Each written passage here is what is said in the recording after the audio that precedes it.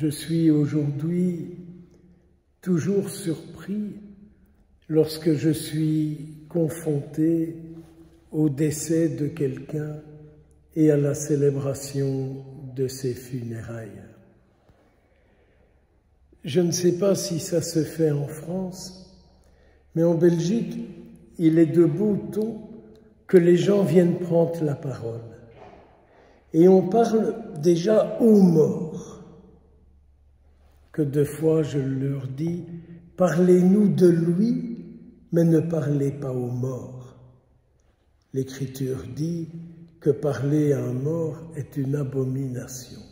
Mais par contre, parler du mort, et quand on le peut, parler du mort au défunt, à Dieu du mort, alors à ce moment-là, ça lui fait beaucoup de bien.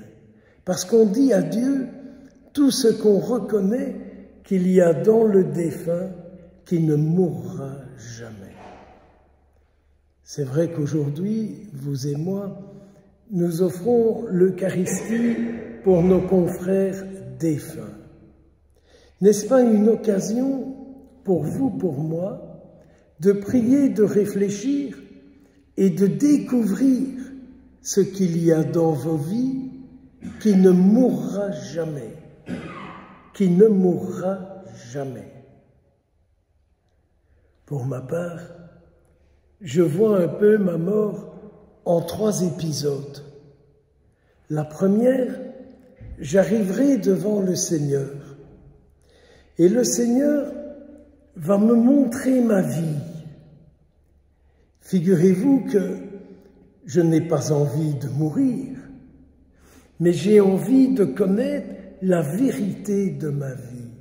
Ce que Dieu pense de moi, j'ai vraiment envie de l'apprendre, de le découvrir, de le savoir. Car c'est le seul qui dira la vérité sur moi et c'est le seul qui dira la vérité sur vous. Et donc, vous voyez, ce premier épisode de nos vies, le Seigneur nous montrera tout ce que vous avez été et qui ont fait du bien aux autres.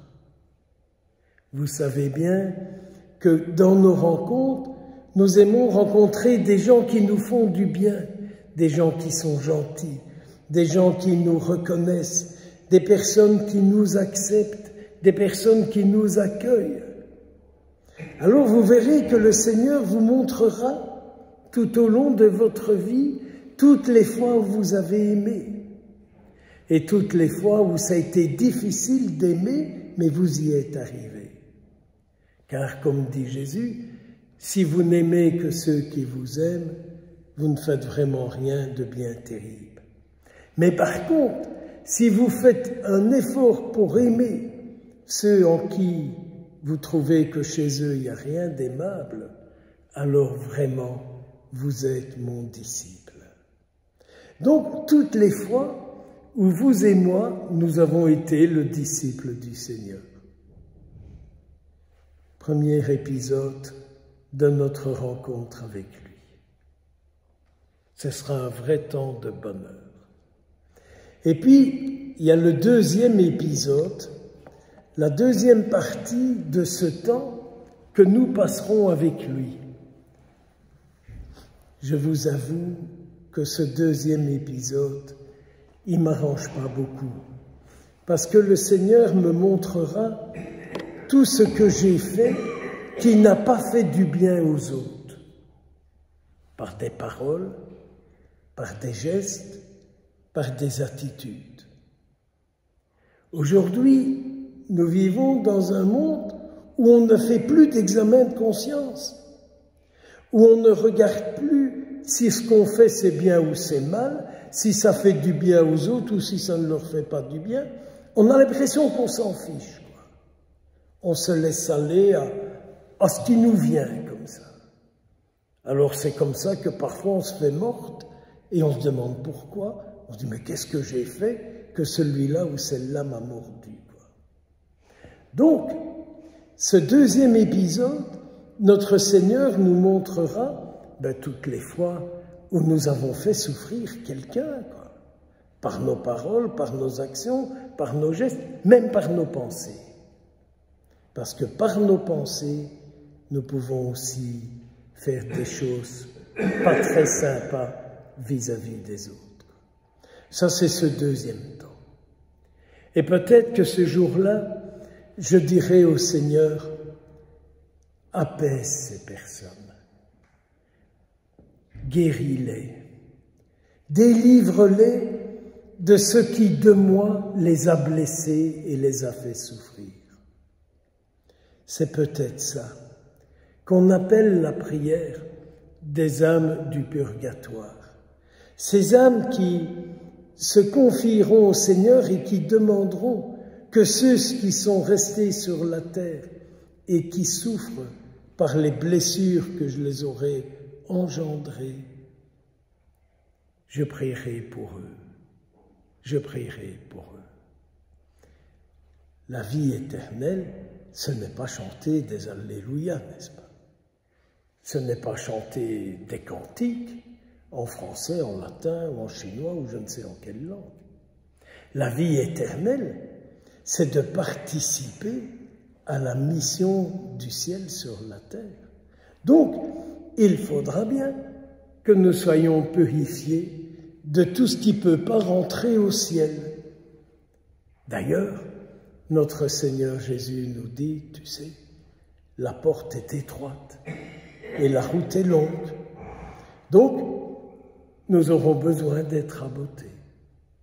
Et alors, la troisième étape, c'est lorsque nous aurons passé tout ce temps de purification et que ceux qui sont restés sur la terre, qui sont encore en souffrance de notre faute, qu'ils soient guéris, libérés, délivrés, à ce moment-là, le Seigneur pourra dire « Regarde ce qui reste en toi, qui est digne du ciel. Et viens voir, je t'ai préparé un endroit.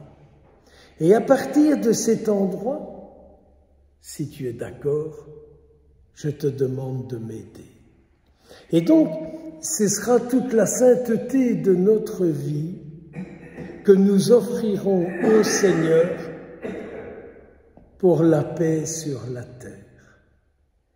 Donc nous demandons aujourd'hui au Seigneur qu'il prenne nos frères dans sa miséricorde. Mais nous demandons aussi au Seigneur aujourd'hui qu'il nous délivre de tout ce qui entraîne de la mort dans nos relations avec les autres, tout ce qui entraîne de la mort dans nos comportements avec nous-mêmes et tout ce qui nous empêche d'être en paix avec lui.